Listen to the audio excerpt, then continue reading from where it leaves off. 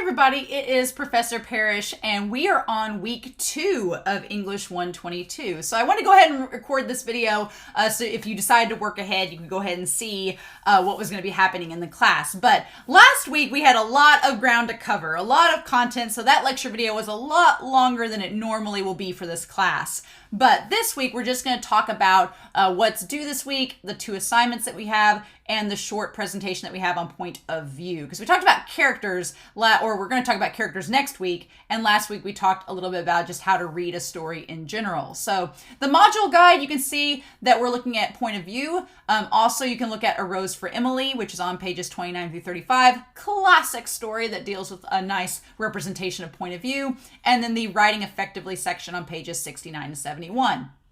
Now, under the resources, make sure you look at the point of view presentation, but we're going to go over it here. And then you have your discussion forum posts as well as your point of view quiz. So as far as point of view goes, let's just dive right into it. Point of view is talked about in this section of our textbook this week. And here's some terms that we do need to know. Obviously, your narrator is the person who tells the story. The point of view is the role that the narrator plays in the events and limits the place of his or her knowledge of them. So like in the Hunger Games, for example, we look at things from Katniss's point of view. She's the narrator, so we see stuff in the story unfold through her perspective. Whereas in It's a Wonderful Life, we look at things through the point of view of the angel Clarence, who's looking down at George Bailey's life. And he's more of an observer. He's not the actual main character of the story. So narration can change depending on who the main character is and what the author wants to do with narration. Typically, the point of view is consistent, but it doesn't have to be. In Game of Thrones, for example, in the actual George R.R. Martin series, the perspective and point of view changes each chapter to a different character. So it constantly varies, right? But that's a pretty rare example. Why does point of view matter? Well, it changes the way that we see, report, and remember events that happen in the story.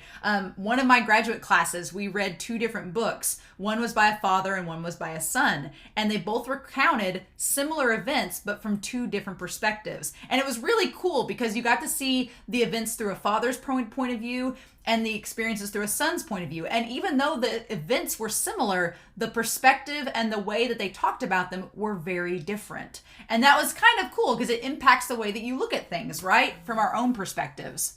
A point of view may impose limitations. It may show you how limited we are at understanding concepts through understanding point of view.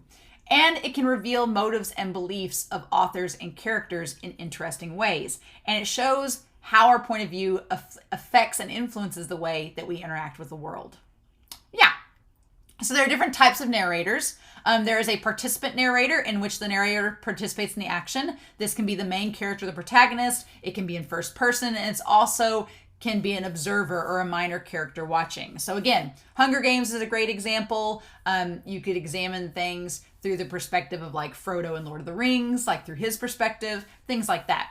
Then there is a non-participant narrator who does not appear in the story and describes the action to the audience. So I would say Harry Potter is an interesting non-participant narrator story because even though Harry is our main character and we see things a lot of times through his perspective, it's almost as if we're reading about things that happened to him rather than it being through like the first person point of view, right? There are questions of how much does the narrator know? Are they an all-knowing, omniscient narrator that sees into the minds of all the characters? Are they a limited narrator? I would say Harry Potter is kind of a limited or selective omniscient narration because they see they see things through Harry's eyes, but it's not really just from Harry's perspective.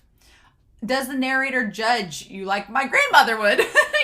They should have known. I would say The Pearl by John Steinbeck is a great editorial omniscient because they almost kind of judge the characters in The Pearl. The Pearl's great, by the way. Really short story. You should read it sometime. Impartial omniscient is that the narrator simply reports without making any comments. So like Morgan Freeman narrates March of the Penguins. He's pretty impartial throughout the entire thing, no matter how tragic it gets. And then the objective narrator reports from the outside. They're just looking at things from an outside perspective, not really offering anything to. It's kind of like the impartial omniscience. Other terms to note is that sometimes you have an unreliable narrator. Sometimes your narrator may seem like someone you can trust, and then as the story goes on, you're like, oh, This is not correct. Interesting. There's lots of stories that utilize the concept of an unreliable narrator and that we can't quite depend on what they say as being factual, which is really interesting, right? It's kind of like A Beautiful Mind is a good example of that. The stream of consciousness is a popular modern way to tell a story as it passes through the mind, something that seems random, right? That just happens. It's kind of like, I would say train spotting might be a good example of a stream of consciousness in the narration. And then interior monologue is where an extended presentation of a character's thoughts as if they're speaking aloud to themselves. So a lot of times you'll see characters do this to just say their thoughts out loud. You see it a lot of times in a play, but you can see it in literature as well.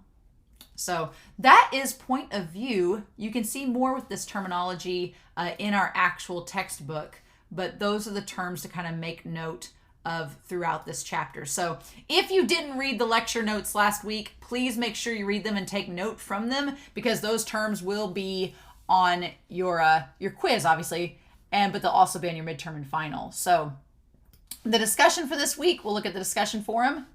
It's pretty basic. A Rose for Emily is a complex story with many, often highly debated themes and ideas. What stood out to you in this story?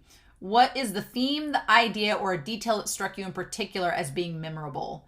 Is it something in today's world that you might compare with this?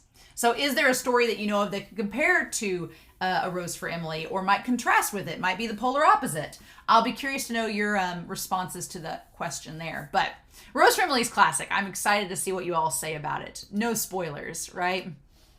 And then the point of view quiz, like we talked about last week with that quiz, is going to be based off of the notes you just read in this video, and there's no time limit. You can always, your quizzes will be immediately graded after you take the quiz itself. So I hope you all have a wonderful week. Like I said, if you have any questions, please email me, let me know. But I'm excited to hear your responses about A Rose for Emily and to see your results for your quiz today. So I hope you all have a wonderful week. Please stay safe, take care. And yeah, I'll be back next week to talk about character in Module 3. Bye.